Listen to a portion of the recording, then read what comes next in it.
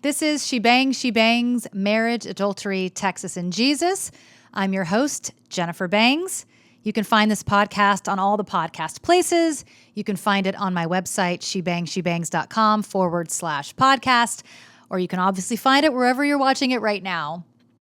This is episode 6, To Russia with Love. Cheers. She bangs, I'm wasted by the way she moves. No one ever looks so fine. She reminds me that a woman's got one thing on her mind. Welcome back to She Bangs, Marriage, Adultery, Texas, and Jesus, a totally spiritual and equally foul-mouthed podcast about marriage, mistresses, and possibilities. I'm your host, Jennifer Bangs. This podcast is for that special group of people fighting for their marriages alone. And this podcast is also for that wider group of people who don't know if they even want to stay married. And sure, this podcast is also for people who just like a good story. Years ago, my husband had an affair and left me. While we were separated, I started a social club for the brokenhearted called IGTS, or IGTS. I'm going through shit. We aspire to be IBIT someday. I've been through shit. You had to be invited into our club because we didn't want any happy people there talking about their awesome lives. We met every week, poured wine, and shared stories. I told myself if my husband ever came back, I'd write about it. And he did. So I did. And then I had an affair with a married man. Grab a glass of wine and welcome to IGTS. Episode 6, To Russia with Love. My story continues after one fantastic year back together with my husband, James. We were growing as a couple, and I soon learned we'd also be growing as a family. I was pregnant. We have so much power that's locked inside us. Every time I touch you with those, the energy of, capacity of, the infinite sweep of two people in love. I knew things were moving fast. We'd only been back together for a year, but it was a solid year, and James and I felt more like a team than we ever had. I wanted a sibling for our son, a little brother he could wrestle with, or a little sister he could protect. So I got pregnant, and we were both really happy, but also a little nervous. My pregnancy with Andrew had been awful. I was one of those women who had morning sickness morning, noon, and night. I wasn't easy to live with during my pregnancy.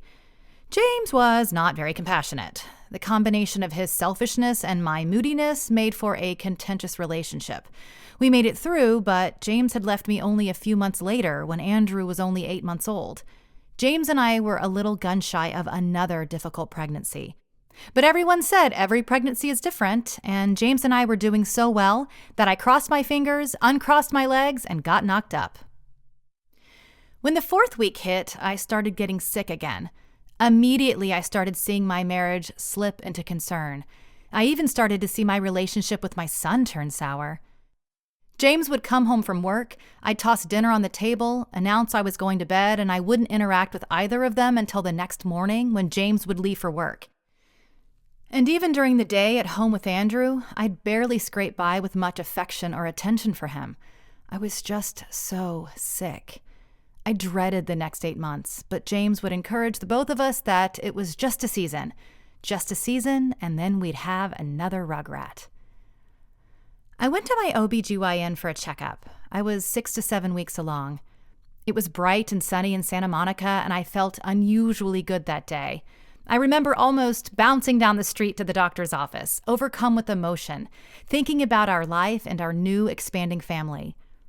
I was going to the doctor to look at our baby. Our baby. James was home and we were having another baby. I arrived at the doctor's office and was shown into the room. I put on my gown and the nurse asked me how I was feeling. I told her terrible, but that it was worth it. The doctor soon came in and had me lie down. He rubbed gel on my belly for the sonogram, rolled the mouse around, and then got a concerned look on his face. He leaned forward into the monitor. He did a lot more rolling around, then flipped off the machine, turned to me quickly and said, "Sorry, the baby's gone. I'll schedule you for a D&C." What? He couldn't be right, I thought. I called James and drove to his work. He climbed in my car and we just cried. He took off the rest of the day and we went to go see a sci-fi film, District 9, trying to distract ourselves from the horrible news we just received. The movie was about a man and his boy and wanting to get home. I sat there wondering if the little boy or girl inside me would ever get to see their home too. That night I went to work furiously looking up other pregnancy stories on the internet. I found numerous accounts of women told by their doctors that their baby had died, no heartbeat detected, only to go back to their doctors 2 weeks later and find their baby was alive. I was sure that had to be the case with me. I waited for over a week and went to another obstetrician for a second opinion. He was the best doctor at UCLA at reading sonograms. I was oh so hopeful. He gave me the same news. The baby had died. I asked if there was any way he could be wrong. He said no. He even called in another doctor, and she looked at the sonogram and said the same. There was definitely no heartbeat, and by now they should be able to detect one. They asked if I wanted a D&C, and I said no, that I wanted to handle it on my own. James and I left that office confused and saddened. I waited for another 10 days, but my body was still holding on. It just wouldn't let it go. Emotionally, I couldn't handle walking around with a dead baby in my belly anymore, so I called and scheduled the D&C. By that time, it had been over 3 weeks since the awful diagnosis. In those weeks from initial diagnosis to D&C, I got to grieve a little. After surgery, I had time to grieve some more. And then, the decision had been made. We were going to adopt. I had always considered adoption. At a young age, I'd been told it would be hard for me to have kids, so I'd grown up my whole life knowing adoption might have to be an option. I also grew up with a lot of adopted friends. My 2 best friends, who were both my maid and matron of honor at our wedding, were both internationally adopted. Plus, I didn't really like newborns all that much anyway. As a female, I know that's like blasphemous to say, but if anyone ever came by with one, I was never like, oh, let me hold your baby. I was like, nah, I'm good, keep her. Remember, I didn't even have baby dolls growing up. I had stuffed animals and Barbies. And with such a difficult pregnancy with Andrew, later, after I miscarried, I was like, yeah, all signs point to this body is closed for business. But I still wanted a sibling for Andrew. We selected our home study, and soon enough were on the road to adoption, a process that defined our lives for the next year. Every night it was paperwork. Finding documents, making documents, filling out documents, researching documents. The list went on and on. But it felt good knowing we were making a child, even if it was just on paper. A few months passed and I started to feel an ongoing sense of happiness. I had felt happy from time to time since James had come back, but a suspended state of happiness? I hadn't felt that in years. I looked around at my life. We had a beautiful son. Our marriage was stronger than ever. James was doing great financially. We still lived on a wonderful street with wonderful neighbors, and we were adopting a little girl. And it was my birthday. James took me to the symphony, then presented me with a diamond tennis bracelet. The next day, I drove to San Diego to throw one of my best friends a bridal shower. After the shower, I drove back to LA the next day, just reveling in how good things were. The next day, my Igot's girlfriend Lee took me shopping for my birthday at Nordstrom at the Grove, the place we used to push our babies around. They were now 3 years old. So much had changed. Lee and her husband were still separated, but little did she know that in only a few months' time, a late-night booty call while his mistress was back in Sweden would lead Lee's husband to getting Lee pregnant again. That was a few months into the future, though. For now, a very unpregnant Lee and I shopped. Lee, with her great eye for fashion, picked out and bought me some fantastic pieces. I also purchased some things with the birthday money family members had sent me. I stuffed the remaining cash in my gorgeous plum designer handbag my husband had bought me for our anniversary just a few months before. I drove home that night, chatting on the phone with my brother, telling him how good life was. I got off the phone, parked my car in front of our house, and got out. I heard footsteps behind me. I turned around and a man was walking towards me up my driveway. He was aiming a shotgun right at me. "Oh my God! Oh my God!" I shouted as he calmly whispered, "It's okay, it's okay," as he tried sliding my purse and Nordstrom bags off my shoulder. The ease by which he did this told me he'd done it before. I didn't think he'd shoot me, but I knew he was going to get my stuff. I clung to my presence for a second. He continued to hush me, "It's okay," and then I realized, okay, Jen, this is the part where you get shot in the face, let it go. So I slumped my shoulders as he dashed away with all my things. Seconds later, my husband, as well as all my neighbors, burst from their front doors. They were too late. All just seconds too late. We called the cops and I felt so embarrassed I didn't have much to report. Nothing stood out about him. He was holding a shotgun. That's all I could remember. Well, that and he looked like Channing Tatum. A hot robber. Great. And I couldn't get a clear view of the getaway car. I was disappointed I had nothing more to offer, and I was shaking from the shock. The next day, I woke up pissed. Pissed that this man, this stranger, stole all my happy birthday gifts, and pissed he'd stolen my sense of safety.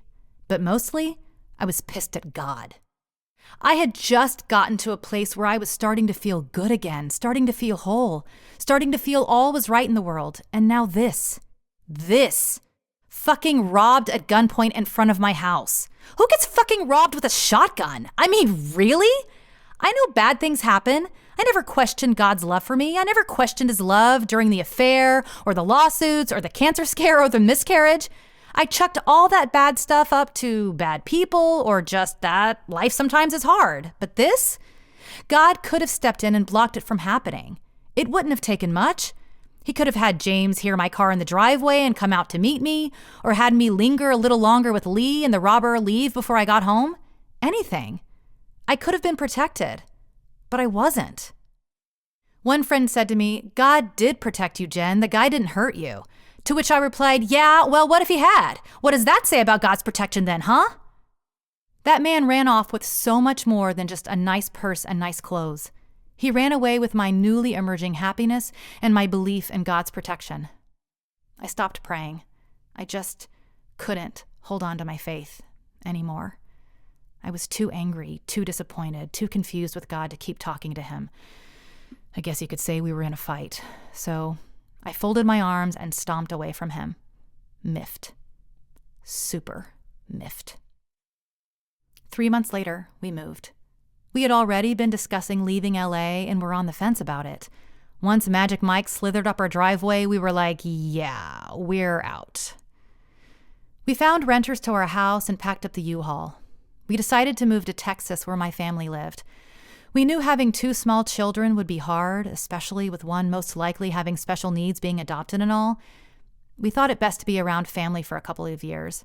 Since James's parents already had 19 grandkids, we thought we'd take a shot relying on my parents, who only had 3. Before we landed in Texas, though, we were going to spend the summer in Iowa.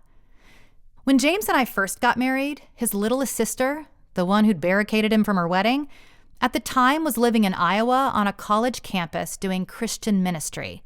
She'd asked James if he'd help pay her rent. James, ever the entrepreneur, said no, but that he'd buy the house she was staying in. "It's not for sale," she said. "Well, then ask him," James retorted. James and I made our first rental home purchase sight unseen. James started collecting money from his sister's roommates, more than making up for her rent. So he saw the investment opportunity and started buying up dozens of rental properties all over this tiny college town. The houses were cheap and there was never a shortage of students who needed to rent. Years passed, and since James had never seen any of the properties we owned, we decided before we made our way to Texas, we'd spend the summer in Iowa, James checking on the properties and me getting to play with Andrew, picking strawberries and meandering through cornfields. We left in May and headed east. Somewhere in the middle of New Mexico, at a Hamilton Inn along I-10, James got angry at me and shoved me against the hotel wall. I was shocked. He'd never done anything like that before. James had a gentle personality. I had never once even heard him raise his voice. Where was this coming from? I closed myself off in the bathroom and waited until he went to sleep. The next morning, I tried to stand up to him, but it was hard with Andrew being right on top of us. Fortunately, we could drive in separate vehicles, and I chalked it up to the stress of moving. The very day we rolled into Iowa, we got a call from the adoption agency. They'd found us a little girl. What we thought would be a long summer in Iowa and then a healthy autumn getting settled into Texas before being matched with a baby proved to be a silly fantasy. There would be no time to set up camp anywhere. We had to fly to Russia that week. We called my parents and they flew up to Iowa to pick up Andrew while James and I flew to Siberia to meet our potential daughter. The second they brought her in the room, we knew she was ours. The first time I held her, I felt like I'd been holding her all her life. She felt so natural, so much a part of me, so ours. "You look like her mother," the head doctor commented. "I met her. You two are about the same size and the same age." I looked at the paperwork. She wasn't lying. The baby's name was Yulia Dmitrievna Shavalova. We started calling her Bibi for short, and it stuck. We stayed in Russia 2 weeks and then had to fly back to the U.S. sans baby. This was the process. Meet the baby, see if you're a good match, then go back home and await further instruction. The entire summer was a series of flying between Russia, Iowa, and California. We thought we'd be able to change our paperwork to our new address in Texas once we got there. But if you've ever done an international adoption, you know that you cannot be off one jot or tittle in your paperwork. Telling the former Soviets, "Hey, we know you approved us based on our salary and home address in California, but Jen got robbed at gunpoint in front of that house, and we have property in Iowa, and we'd really rather live by family in Texas," would not have gone over well. So we complied and had to keep flying to the Golden State anytime a new document was needed. I got to take Andrew to the strawberry fields once, and we got to see bison one weekend at the state park. Every now and then we'd ride through cornfields with the top down or take a dip into the local ice cream shop. These are the moments I would clutch close to my heart because the majority of the summer was one giant ball of stress. I'd so much wanted to focus on Andrew that summer. When he was 8 months old, my attention for him came to a screeching halt. I spent the next year fighting for my marriage, and most of my attention went there. Then, when James and I got back together, there was kind of a focus on our family as a whole, but not a lot of attention just on Andrew. Then the last year had been about the adoption. Year after year, my son was shoved aside for more pressing matters. I'd wanted the summer to be about him. It wasn't. I'd put him in the sunroom of our rental home while he played with the few toys we'd brought from California, and I worked on our adoption. I felt enormous amounts of guilt, and even as I'm saying this, my heart is breaking because that guilt has never left. But I reassured myself that everything I'd been fighting for had been about keeping his family together, and now it was about expanding our family so he could have a little sidekick to grow up with. But I was tense, and so was James, because for the second time that summer, he flew into a rage. I have no idea what set him off. I don't even remember what we were talking about, but something I said had him suddenly leap up from the couch, screaming and grabbing one of the hard cushion backs and banging me over the head with it. I seized Andrew and ran to a hotel. I would have stayed away, but the next day we were flying to Russia to get our little girl. Literally the next day. What the fuck was I supposed to do? If we didn't go, we'd lose Bibi. I drove to the rental house the next morning, not knowing what James was going to do. He was packed and ready to go. We never spoke of that night again. We flew to Russia, leaving Andrew behind with my parents, who flew up that morning to drive the U-Haul back to Texas with him. It was the end of the summer, and Andrew was going to Texas ahead of us, while we went to Russia to pick up his sister. James and I were in Krasnoyarsk for 2 weeks, and then James flew back to the United States. Someone had to stay in Russia a little longer, and James needed to get back to work, so he flew back to the States while I stayed behind in Russia. I had a month in Siberia by myself in a town that did not speak much English. In fact, there were only 2 English-speaking channels on TV. One was the same runway show at Paris Fashion Week that year. I got really familiar with Albert Elbaz's Lanvin collection, and the second channel was various 1980s PGA clips. I kid you not. I don't know if the one guy at the local TV station had a hard-on for Jack Nicklaus, or that was the only English-speaking video he could get his hands on, but needless to say, I was bored out of my mind. There was no internet in the room, just really old and slow computers at the abysmal work center. So I made up my mind this would be the time to finish my memoir. I had told myself if my husband ever came back, I'd write about it. And he had. So now was the time. I'd actually been writing a lot over the 3 years, so this was more about finishing the last couple chapters. And it seemed like a pretty cool place to end our story. In Russia, adopting a baby girl now that we were back together. I knew we weren't in the greatest of places with James's uncanny rage, but being that he had never displayed anything like this before, I hoped it was just the enormous strain of moving, tending to our 60 homes in Iowa, and doing an international adoption all in the same breath. Plus, I had seen the enormous changes in my husband over the last year and a half. He'd become a really fantastic partner. This rage, I figured, was the last workings out he needed to do. And because James was not a violent or angry person by nature, I hoped it was a weird and incredibly short-lived phase. I also couldn't shake this long-held belief that his jet ski accident during our engagement had done some long-term damage. If you remember, 1 week after James proposed, he'd been out on a lake outside Atlanta. His jet ski malfunctioned, and James slammed into a wave, flipping him over the handlebars, hitting his head on the front of the jet ski, knocking him unconscious. James's father and I immediately flew to Georgia and stayed by his bedside for about a week. During that time, James was acting super funny, and the doctors realized he wasn't breathing right. After several days, he came back to normal, but his dad kept asking me towards the end of the week and subsequent months after the accident if I thought James was okay. I told him he seemed okay to me, but his dad was never sure. Then, when James started cheating on me, his dad really started questioning whether the accident had anything to do with it. Again, I told him I didn't think so. But I did remember my initial reaction the second I got the call that James had been in an accident. It was a reaction I never have had before, nor since. I knew in my spirit, my gut, my soul, that this accident wasn't going to be just about broken bones. I didn't know how to articulate these feelings and thoughts at the time. If you've ever spoken to a prophet or psychic, they will tell you that predicting the future isn't something that makes much sense in the moment because it hasn't happened yet. You just have a funny sense about something and it's different. It stands out. That's what I felt that moment on the phone when I got the call James was hurt. But once he recovered in the hospital, he seemed okay, and so I let that unsettling initial thought take residence towards the back of my mind. Then years passed, and James and I were separated. One day on the way to counseling, we're in flashback mode here, when we were initially seeing his dumb therapist, I was driving down the 405 praying about our upcoming session, and a car jetted right in front of me, cutting me off, then veering back into his lane and driving away. Before he whisked away, I caught a glimpse of the license plate, JER33V3.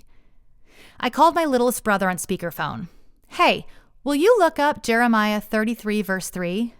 My brother read, "Call to me and I will answer you and will tell you great and hidden things that you have not known." "Thanks, bro," I said and hung up. "Call to me and I will tell you great and hidden things you have not known." Okay, God, I thought, you know I'm calling to you. Are you going to tell me hidden things I have not known today in counseling? Is that what that car meant? Was that a sign? I walked into the counseling session, and without me saying a word, James started talking about his jet ski accident. I have no idea why or how we got on that subject, but it dominated the session. In fact, it was the only thing discussed that day. I tried to get a word in edgewise, but the therapist was fascinated with what James was sharing, so they talked about the accident the whole time. Then, time was up and the session was over. I drove home, deep in thought.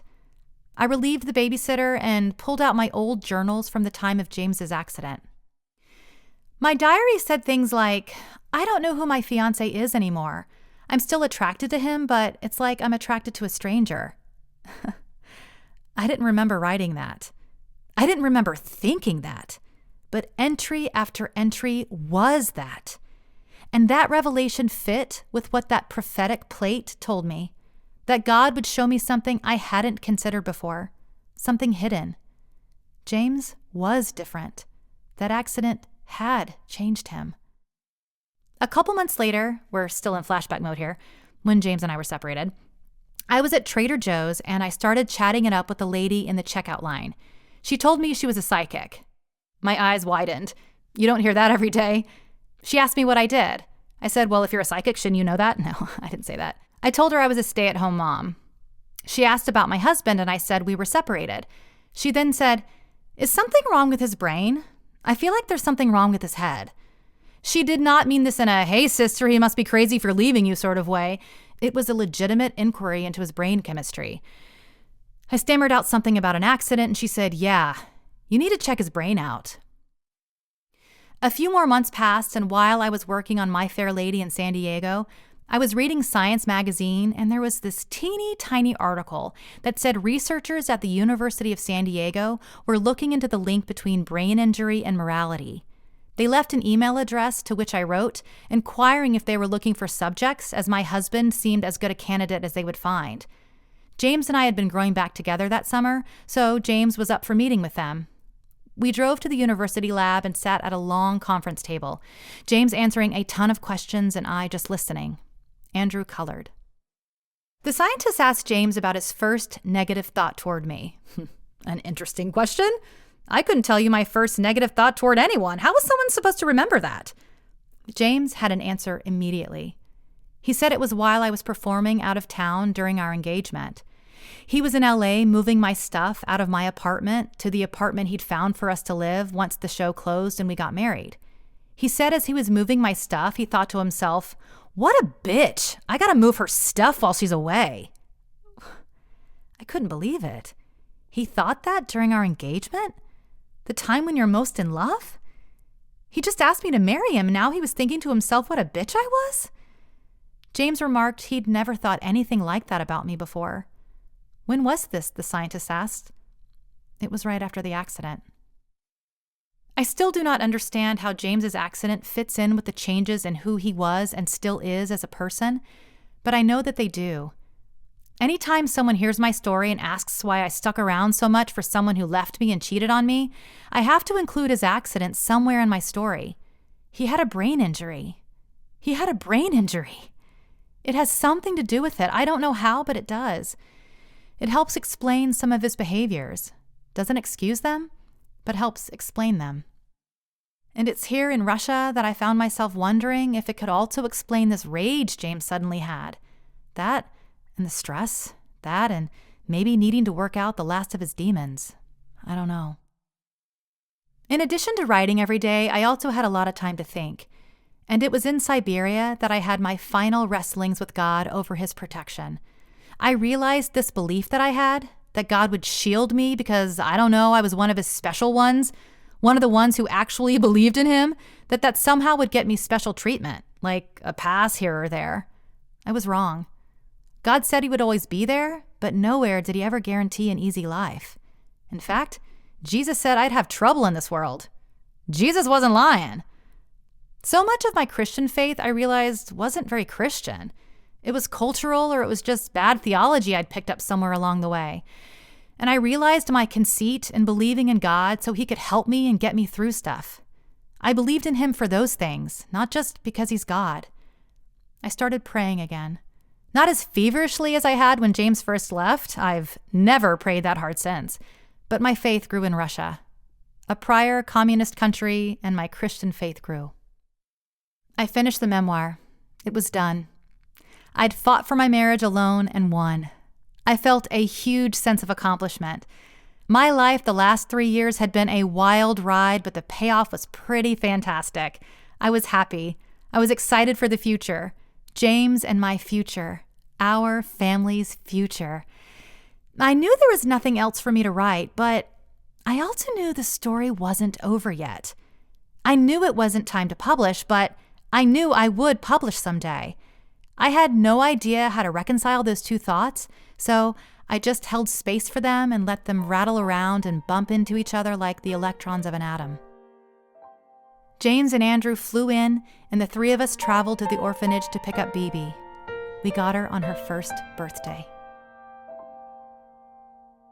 Baby mine, don't you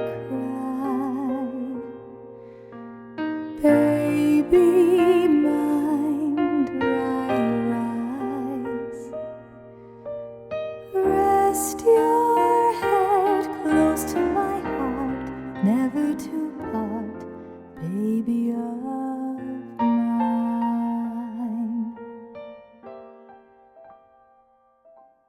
We lived the next 6 months with my parents while James tried to find work and we tried to find a house. Because things had moved so fast, my parents' house was not sufficiently baby-proofed. And because our daughter was adopted, my parents did not understand that BB was different. You can't rear an adopted child the same as a biological child. I won't go too much into detail because that would take up an entire episode, but it all comes down to attachment. Biological babies have automatic attachment to their parents, and when that attachment is ruptured, there are serious psychological consequences. When you rear or discipline or even just try to love on a child that's not biologically yours, you have to do things a little differently to counter that attachment disorder. Understanding that this grandchild could not be treated the same as their other grandchildren caused enormous amounts of tension between my parents and me, between James and my parents. And because we were relying on their shelter and they were footing the bill for this newly expanded family while we got our act together, it was just bad. But the worst part was my husband's complete lack of support during this time. He would bury himself away in my childhood bedroom on the fold-out table we'd stuck in there as his office while I tried to raise 2 kids, one of which could not understand anything I was saying and was understandably freaking out over the aliens that had just kidnapped her. And because the house wasn't fully baby-proofed, we kept thinking we'd be moving any second. I was a nervous wreck every single minute. But James would not help me. Without our weekly counsel with Dr. Golden, my husband was turning back into a pumpkin. Neither of us understood it at the time, but my husband needed weekly therapy to keep his mind in line. Without anyone to challenge him, he started becoming 100% asshole again. He wasn't cheating on me. There was no way we were on top of each other. But he wasn't loving or kind or any of the things he had been towards me in the 18 months leading up to our move. Part of the reason we felt confident to adopt and make a move was because we were doing so well. In fact, when we left California, our therapist felt very confident we would fare well, that we would be one of the couples in the many years of his practice that made it, he said. We finally closed on a house after 6 months. I thought getting out of my parents' hair would ease some of the marital tension. Oh no. Being alone again only gave James room to unleash his complete and utter disregard for my heart and release his self-consuming focus on his. And BB. Oh, BB. The poor thing was a wreck. I don't blame her, but she was a lot. A lot. She sucked up every single ounce of my attention. I couldn't take my eyes off of her for 1 second. That's not an exaggeration. A year passed. It was hell. I wanted out. But I was not about to break up our daughter's second family. That would destroy her. So I held on. But I was sinking. Part of an international adoption requires you to work with a social worker to help ease you back into life with an adopted child. It was time for another biannual checkup with the social worker. Her name was Beverly. She was from South Africa and just a doll. She drove over to our house, and when I opened the door, her face dropped. Oh, Jennifer, you look terrible. We sat on the couch while the kids played in our fenced-in dining room we'd converted to a playroom. I remember telling her I felt like I was pouring myself into 2 black holes, one for James and one for BB. I felt like no matter how much love or attention or care I gave them, it had 0 effect on either of them. 0. Black holes. I don't remember what Beverly said. I was pretty much a zombie at this point, just holding on for something to change, for BB to get older, for James to grow up. A month passed, and one night I went to see my friend star in Hello, Dolly at a local theater. It was a role I'd done in high school. Yeah, I know, weird for a Texas teen to be playing a New York middle-aged Jewish widow, but hey, that's what high schools do, right? I loved seeing the show. It brought back so many memories. I knew it was time to re-emerge into musical theater again. I auditioned the next month for Oliver. I was cast as Nancy, an abused woman who hung out with orphans. Seemed fitting. A spark lit up within me. I felt like I was home. 3 months later, that same theater was casting for Rent. I groaned. Rent? Isn't that the one with the lesbians and a lot of belting? Pass. Sunday night, the night of the callbacks, I sat in sweats at home on our couch with the family watching TV. I got a call from the theater's company manager. Hey, they want you here to audition for Rent. Girl, I can't do that show. I can't sing like that. Just come in, she said. They want you here. Maybe you can do ensemble. I threw on the hottest clothes I could find, sprayed my hair, and walked into the callback waiting room. They handed me 2 songs, one for ensemble and one for the character of Maureen. I didn't know either piece. I'm a decent sight reader, but this music was not the kind of music I was used to singing. I was used to the scores of My Fair Lady in Oklahoma. Across the room, I spotted a friend who had been given the music for Maureen too. She said, "You know Maureen has to make out with a woman and flash her ass on stage, don't you?" I am not doing that, I said. She shrugged. Well, that's what Maureen does. Well, I am not doing that, I said. Even if I get the part, I am not flashing my ass on stage. They called my name. I walked in the audition room. A sea of people greeted me. Hi, Jennifer. So good to see you. Let's start with Seasons of Love. The piano began. I started singing. 525,600 minutes. 525,000 moments. So dear. 520. You know what? This is a waste of everyone's time. I'm going to go back outside, get my shit together, and come back in when I'm ready, okay? I walked out of the room, got into my car, and pulled up the cast album, trying to learn the music. After a couple of minutes, realizing the futility of it all, I shouted, "Fuck this," put the car in reverse, and backed out of the parking lot. 2 minutes later, I slammed my foot on the brakes. Wait, Jen, you can do this. You know you're not the greatest singer in there, but you know you can act. Go back in there and act the hell out of this show. I walked back in the room, put the music down, and just made shit up. How'd it go? James asked when I got home. I think I got the part, I said. I did. And that night was the last night things would ever be the same. Tune in next episode, episode 7, From Wife to Mistress. This is She Bangs, Marriage, Adultery, Texas, and Jesus. Find me on Twitter at Jennifer Bangs or shebangs.com. Cheers. Until next time.